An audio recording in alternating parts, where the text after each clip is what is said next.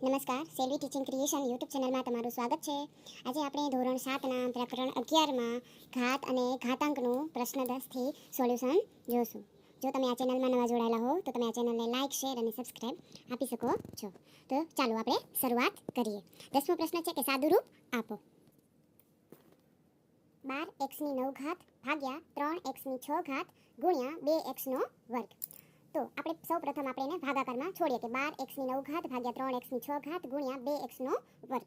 પછી આપણે 12ના જો બે ભાગ કરીએ કે 3 ચોક 12 અને અહીંયા કને 9 છે અને 6 છે. પછી બંને ભાગાકારમાં હોય જ્યારે અંશમાં જાય ત્યારે એ બાદબાકી થાય છે. તો કે x ની 9 માંથી 6 ઘાત બાદ કરીએ ગુણ્યા 2x નો વર્ગ અને 3 નીચે છે એ 3 થી અહીંયા ઉડી જશે. તો ઉપર વધશે 4 ગુણ્યા x ની 9 માંથી 6 ઘાત જાય એટલે કે 3 વધે અને પ્લસ ગુણાકારથી જે ઘાત જોડાયેલો હોય તો ગુણાકારનો નિયમ છે કે ઘાતનો સરવાળો થાય. તો 9 માંથી 6 જશે તો 3 અને આ 2 3 અને 2 નો સરવાળો થશે એટલે 5 અને 4 હતા અને 2 છે તો કે 4 દુ 8 એટલે કે આધારનો ગુણાકાર થયો.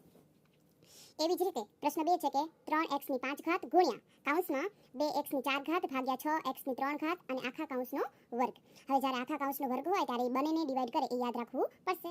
તો કે 3x ની 5 ઘાત ગુણ્યા હવે 2 નો અહીંયા વર્ગ કરીએ તો 2 નો વર્ગ થાય 4 અને ઘાતનો ગુણાકાર થશે એટલે કે 4 દુ 8. એવી રીતે 6 નો વર્ગ થાય તો 6 6 36 અને 3 દુ 6 થશે. પછી આપણે એને અવયવ પાડીએ કે 36 છે તો કે 4 નવા 36 4 4 અહીંયાથી આપણે કટ કરી શકીએ. 3 તેરી 9 એ પણ આપણે કટ કરી શકીએ અને x ની 6 ઘાત છે જો એ ઉપર જાય તો 8 માંથી 6 જાય તો 2 વધે અને x ની 5 ઘાત છે. નીચે હજી 3 વધ્યા છે તો ઉપર આપણે ગુણાકાર છે તો ઘાતનો સરવાળો થઈ શકે કે 5 + 2 એટલે 7 ઘાત અને ભાગ્યા 3. એવી જ રીતે દાખલા નંબર 3 20x ની 6 ઘાત ભાગ્યા 5x નો વર્ગ ભાગ્યા 2x નો વર્ગ. આપણે પહેલા ભાગાકારના સ્વરૂપમાં લખીએ અને એના અવયવ પાડીએ કે 20 ના અવયવ થાય છે 4 ગુણ્યા 5 એટલે 4 × 5 = 20 અને x ની 6 ઘાત અને 5 ગુણ્યા x નો વર્ગ ભાગ્યા 2x નો વર્ગ. હવે અહીંયા x વર્ગ છે એ ઉપર જાય તો એની બાદબાકી થઈ જાય 5 5 કટ થઈ જશે અને 4 વધશે અને આપણે 6 માંથી 2 જાય એટલે 4 ઘાત વધે અને અહીંયા ભાગાકાર 2x વર્ગ હતા અને આપણે ભાગાકારના સ્વરૂપમાં લખ્યા તો 2 ઉડી જશે એટલે કે 2x ની 4 ઘાત છેદમાં x નો વર્ગ મળશે. પાછો પણ x નો વર્ગ છે એ ઉપર જશે તો 4 માંથી 2 ઘાત જશે એટલે 2x ની 2 વર્ગ મળશે. એવી જ રીતે દાખલા નંબર 4 a ની 20 ઘાત ભાગ્યા a ની 12 ઘાત ભાગ્યા a ની 4 ઘાત. જ્યારે ભાગાકાર હોય ત્યારે આધાર સરખા હોય ત્યારે ઘાતની બાદબાકી થાય તો a 20 - 12 ભાગ્યા a ની 4 ઘાત. 20 માંથી 12 જશે તો 8 વધશે ભાગ્યા 8 a ની 4 ઘાત. વળી પણ આધાર સરખા છે તો 8 માંથી 4 જશે તો 4 મળશે એટલે a ની 4 ઘાત થશે. એ જ રીતે a ની 4 ઘાતની 6 ઘાત ભાગ્યા a ની 3 ઘાતની 2 ઘાત. હવે ઘાત છે તો એ બંનેને લાગુ પડે પણ ઘાતનો સરવાળો કરીએ તો 4 × 6 કરીએ એટલે 4 × 6 = 24 અને 3 દુ 6. ઘાતનું ઘાત લાગેલો છે ભાગ્યા a ની 2 ઘાત ગુણ્યા a ની 5 ઘાત. ઘાત આવે ત્યારે આપણે એને સરવાળો કરતા હોય એટલે 5 ની 2 ઘાત 5 ની 5 અને અહીંયા 2 ઘાત છે એટલે એનો સરવાળો થશે a ની 7 ઘાત. આ ભાગાકાર છે એટલે બાદબાકી થશે 24 માંથી 6 જશે એટલે 18 વધશે અને a માંથી a ની 7 ઘાત થશે. 7 છે એ ઉપર જશે એટલે બાદબાકી થઈ જશે તો a 18 માંથી 7 જશે તો 11 મળશે મતલબ કે a ની 11 ઘાત થઈ.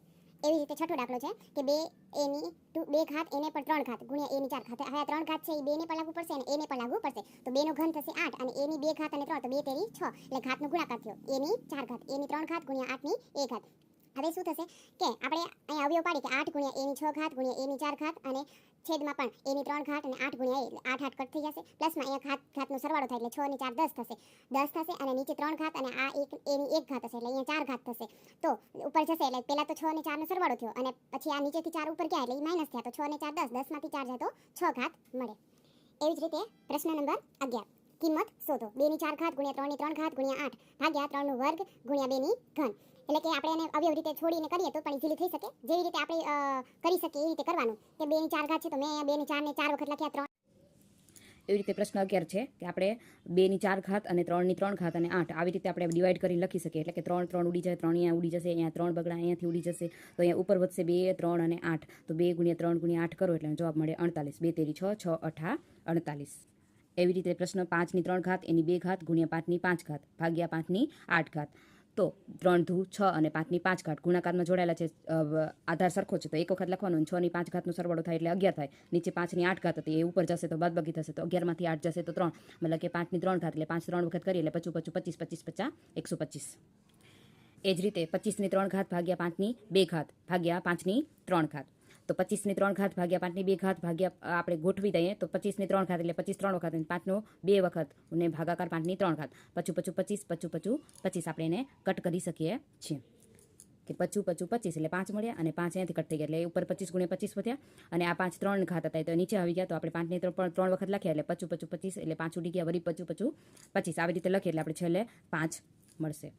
એવી જ રીતે પ્રશ્ન 4 3 ની 9 ઘાત છેદમાં 3 ની 5 ઘાત ગુણ્યા 3 ની 2 ઘાત ભાગ્યા 3 નો વર્ગ થશે. તો આપણે ભાગાકાર સ્વરૂપમાં જે લખેલ છે અને અહીંયા 3 છે એ આધાર સરખા છે, તો 5 + 2 એટલે 7 થશે અને ઉપર જશે એટલે બાદબાકી થઈ જશે, એટલે 9 માંથી 7 જશે તો 2 અને ભાગાકારમાં 3 ના છેદમાં 2 બને છે એ ઉપર જશે એટલે માઇનસ થશે, તો 3 2 માંથી 2 જાય તો 0 વધે. કોઈ પણ ઘાતનું સંખ્યાનો જવાબ ઘાત 0 મળે તો એનો જવાબ હંમેશા 1 મળે. એવી જ રીતે 27 ગુણ્યા 3 ની 4 ઘાત ગુણ્યા 3 ની 2 ઘાત છેદમાં 3 ની 3 ઘાત ગુણ્યા 3 ની 5 ઘાત.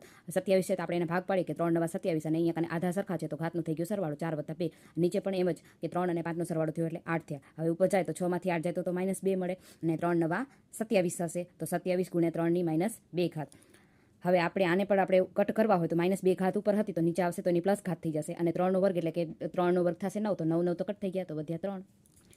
દાખલો 6 2 ની 6 ઘાત અને ભાગ્યા 2 ની 5 ઘાત છેદમાં 16 ગુણ્યા 2 ની 3 ઘાત. હવે અહીંયા કાને 2 ની 6 ઘાત છે એટલે આપણે આ પદને 2 વખત લખીએ ભાગ્યા 2 ની 5 ઘાત, તો 16 ગુણ્યા 2 ની 3 ઘાત. 2 ની 6 ઘાત છે એ અહીંયા કાને 2 ની 6 ઘાત અને અહીંયા 5 ઘાત છે, તો 6 માંથી 5 જાય તો 1 ઘાત વધે અને નીચે 4 છે તો 2 ની 4 ઘાત કરીએ એટલે 16 થાય, એટલે 2 4 વખત લખીએ તો પણ એનો જવાબ 16 મળે અને 2 ની 3 ઘાત. આપણે આધાર સરખા બનાવવા માટે આ કરીએ છીએ. 6 અને અહીંયા કાને 6 માંથી 5 જશે તો 1 ઘાત વધશે અને નીચે 2 ની 7 ઘાત થશે.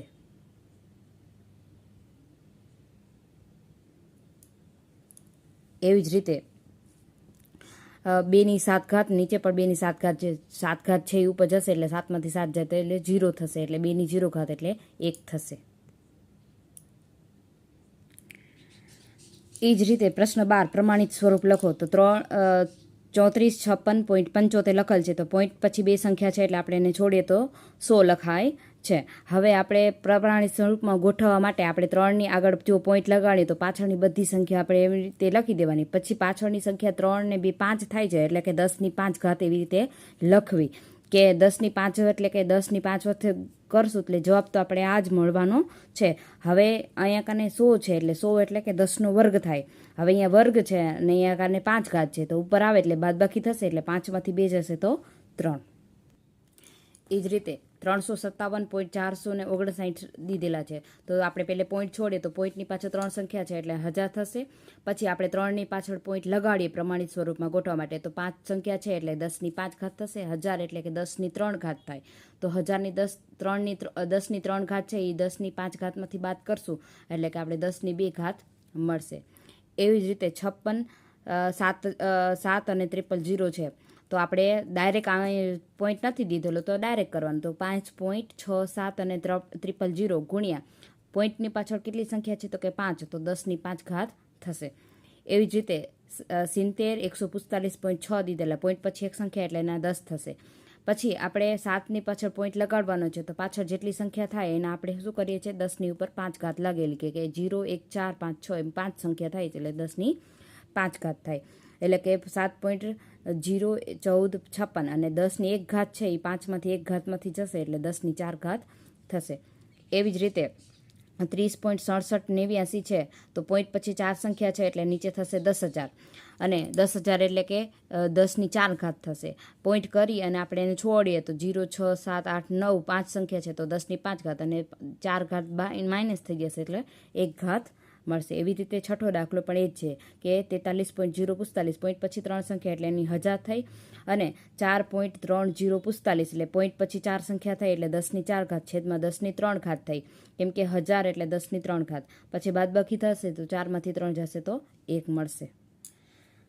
એ જ રીતે પ્રમાણિત સ્વરૂપમાં દર્શાવો ગેલેક્સીના એટલે કે આકાશગંગાના કેન્દ્રથી સૂર્યનું અંતર 3 ની પાછળ 20 મીંડા લાગેલા છે, તો એનું મીટરમાં ફેરવવાનું છે એટલે પ્રમાણિક સ્વરૂપમાં લખવાનું છે. તો કે 3 ની પોઈન્ટ પાછળ આપણે 0 લખીએ અને 0 કેટલી વખત છે તો કે 20 વખત છે એટલે 10 ની 20 ઘાત ડાયરેક્ટ લખી શકાય. પૃથ્વીનું દળ 5 9 7 6 અને પાછળ 10 ની કેટલા મીંડા હશે તો આપણે બધા કાઉન્ટ કરીએ તો 3 ને 6 અને 3 9 3 ચોક 12 3 15 3 છક 18 ને 3 7 21 તો મીંડા છે એટલે 10 ની 21 ઘાત તો થઈ જ, પરંતુ પછી આપણે પોઈન્ટ 5 પછી પોઈન્ટ લગાડીએ એટલે 21માં 3 પોઈન્ટ બીજા ઉમેરીએ એટલે કે થઈ જાય 24. એવી રીતે સૂર્ય અને ચંદ્રની વચ્ચેનું અંતર દીધેલું છે 1 4 3 3 5 અને પછી બધા બીજા 0 દીધેલા છે, તો પહેલે 0 કાઉન્ટ કરે તો કે 6 અને 7 8 તો કાઉન્ટ થઈ ગયા, પછી આપણે 1 પછી પોઈન્ટ મૂકીએ એટલે 8 એટલે 9 10 11 ને 12 એટલે 10 ની 12 ઘાત. એવી જ રીતે કઈ સંખ્યા મોટી તે લખવાની હોય પ્રમાણિત સ્વરૂપમાં તો યાદ રાખવાનું કે જેની ઘાત સૌથી મોટી એ સંખ્યા મોટી. અહીંયા 10 ની 24 ઘાત મોટી છે ને 10 ની 12 ઘાત છે તો 24 મોટી તો એ સંખ્યા મોટી. અહીંયા 5 10 ની ઘાત છે ને અહીંયા 10 ની 2 ઘાત છે તો 10 ની 5 ઘાત છે એ મોટી. અહીંયા 10 ની 10 ઘાત અને 10 ની 8 ઘાત છે તો અહીંયા 10 ની 10 ઘાત મોટી. 10 ની 6 ઘાત અને 10 ની 4 ઘાત તો અહીંયા પણ 10 ની 6 ઘાત છે એ મોટી. ધન્યવાદ.